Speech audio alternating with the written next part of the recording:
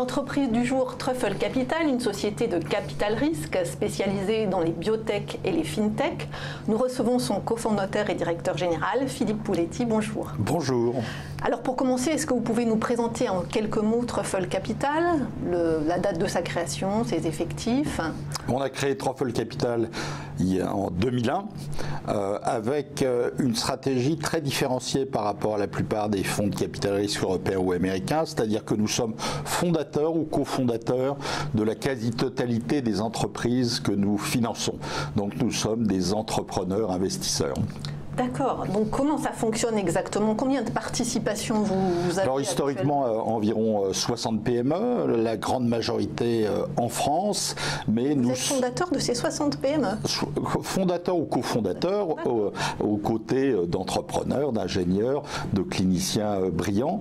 Mais nous sourçons la technologie dans le monde entier. C'est-à-dire que nous avons des relations à peu près avec 40 des meilleures universités mondiales pour identifier l'innovation radicale à partir de laquelle nous allons créer une entreprise avec une licence exclusive et mondiale avec Harvard, MIT, Stanford, le CNRS, l'Institut Pasteur.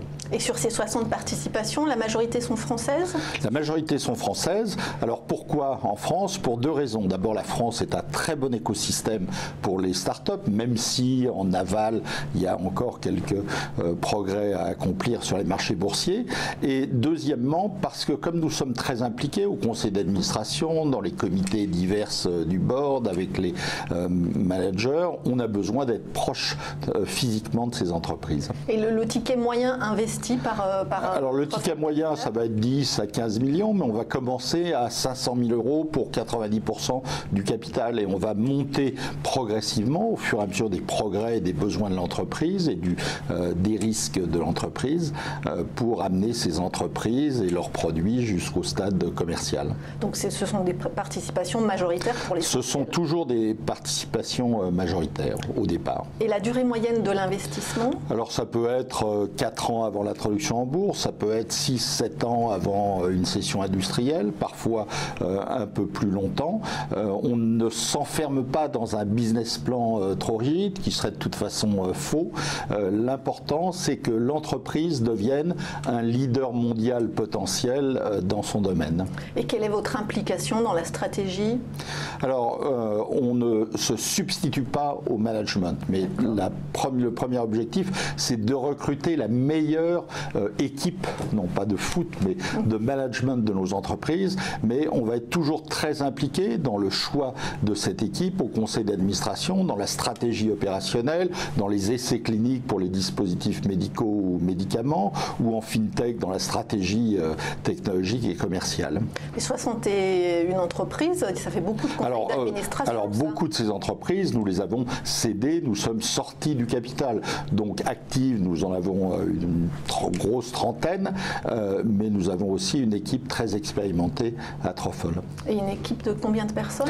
Alors en tout, en interne, on a une vingtaine de personnes, mais on a énormément de gens qui travaillent avec nous pour le sourcing de la technologie, comme administrateurs indépendants, comme consultants, comme membres des Scientific Advisory Board. Donc je dirais que l'orbite Truffle, c'est 50 à 60 personnes très actives. Alors ces participations sont réparties dans des fonds. Combien vous avez à peu près de fonds actuellement? Alors historiquement, on a fait une vingtaine de fonds, beaucoup de FCPI, et puis on a pris un virage sur l'aile en 2017 en montant 2 fonds institutionnels. Le fonds d'innovation financière FinTech qui est dirigé par mon associé Bernard Louis-Roch et le fonds BioMedTech que je dirige. Donc le fonds BioMedTech va faire 200 millions, le fonds FinTech 150 millions et nous avons déjà levé et fait des closings pour environ la moitié de ces montants en 2017.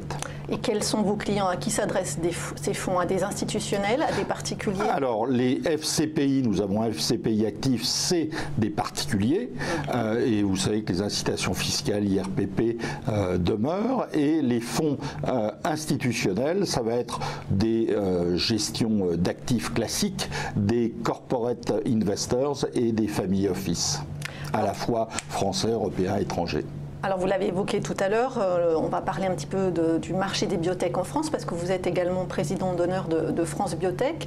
Alors quels sont leurs atouts à ces biotech françaises? Comment sont-elles financées et quelles sont leurs limites par rapport aux biotech américaines? Alors un petit résumé, il y a de la très forte créativité en France, il y a des très bons médecins, cliniciens, chercheurs. La France est devenue au fil des années encore plus récemment attractive pour les étrangers qui veulent travailler dans une PME française, et l'écosystème jeune entreprise innovante, crédit impôt recherche, c'est favorable à la biotech et à la medtech.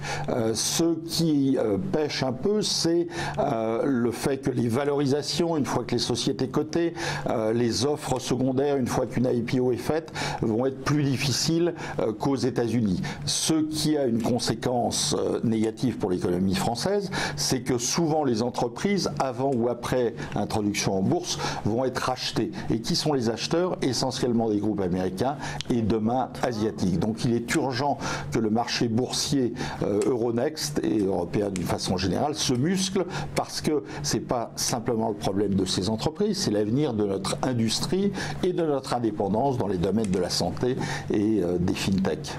On va revenir sur le marché boursier. Moi, j'ai juste une question pour sortir de ces participations. Donc, quelle est la voie la plus facile? Vous venez de le dire, c'est la sortie en bourse. Il n'y a pas de... Alors, la voie la plus facile, c'est la cession de l'entreprise. Ouais. Donc, je dirais en tant que gestionnaire de fonds, c'est bien parce que vous cédez en cash, vous êtes sorti, formidable. Auprès de qui? Auprès de gros acteurs pharmaceutiques ou medtech, encore une fois, qui sont essentiellement des groupes américains. Pas de cession à d'autres fonds. Alors, j'y viens.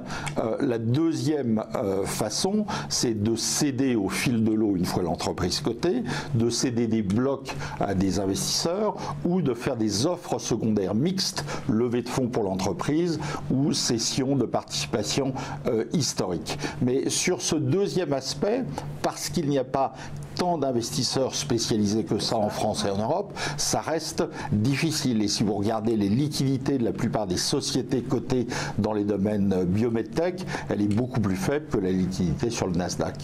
Donc justement, on allait y revenir. Alors quel avenir pour les biotech à Paris? Est-ce que vous pensez que ça vient, vous l'avez évoqué, d'Euronext, ou est-ce que ça vient aussi de l'appétit des investisseurs pour la biotech, finalement un secteur qu'ils ne connaissent pas, qui a moins la cote qu'aux États-Unis ou que sur d'autres places financières? Alors le secteur a eu la cote ces dernières années, ça a évolué positivement sur Euronext. C'est pas du tout la faute d'Euronext, qui est le cadre réglementaire, la plateforme de trading, c'est le fait qu'aux États-Unis, vous avez plusieurs centaines de fonds spécialisés qui vont investir en biotech, en dispositifs médicaux et qui vont entraîner des investisseurs généralistes. Si vous regardez le panorama français, vous avez très peu de fonds spécialisés, ce qui veut dire que quand il y a un momentum, quand le marché global est très bon, eh bien les gens y vont, mais en temps normal, ça va être beaucoup plus difficile de constituer un pacte d'actionnaires spécialisés qui vont entraîner les autres. Donc, on touche à la réforme de l'épargne. Il est anormal que si peu de l'épargne colossale des Français et des Européens soit investie dans les entreprises technologiques qui forment l'avenir de notre industrie et de notre économie.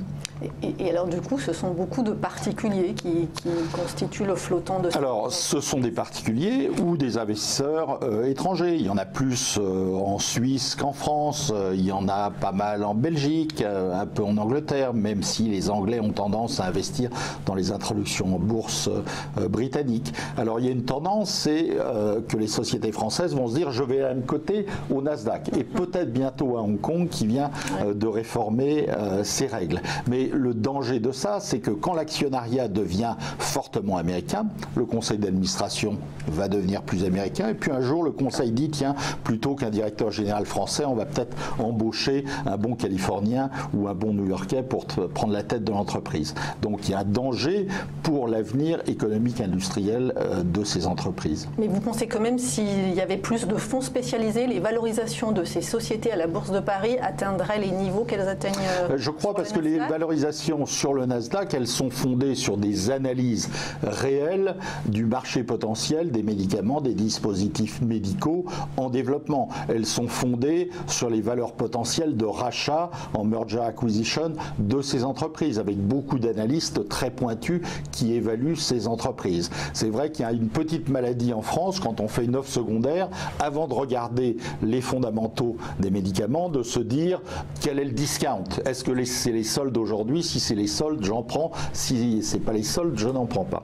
Mais enfin, globalement, ça va dans le bon sens. Oui, j'allais vous dire, vous êtes optimiste sur le fait que...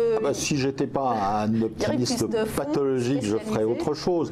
Mais disons que la grande réforme de l'épargne et des règles prudentielles qui feront que, comme aux États-Unis, 7 ou 10% de l'épargne financière ira vers le capital risque et le Nasdaq, cette réforme est encore attendue.